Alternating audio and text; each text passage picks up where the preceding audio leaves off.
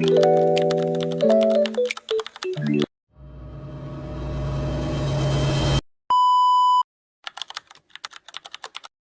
tayong tumawid sa tamang tawiran dahil ito ay isa sa halimbawa ng pagsunod sa batas.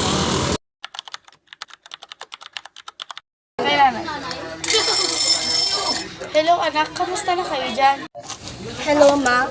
Okay lang naman po kami dito. Kayo po ba? Okay lang po ba kayo? Eto, miss na kayo. Miss ko na yung mga sikat na lutong ulam sa Pilipinas, pati na rin yung lugar na madalas natin puntahan. Wala kasing mga ganyan dito. Ano nga bang pinagkaiba ng Tagalog sa Pilipinas? Ang pinagkaiba ng Tagalog sa Pilipino, isipin mo, ang Pilipino ay isang malaking logo. At ang logo na yun is may kalahati. Ang kalahati na yun is Tagalog. Tagalog ay salitang hindi natin hiniram.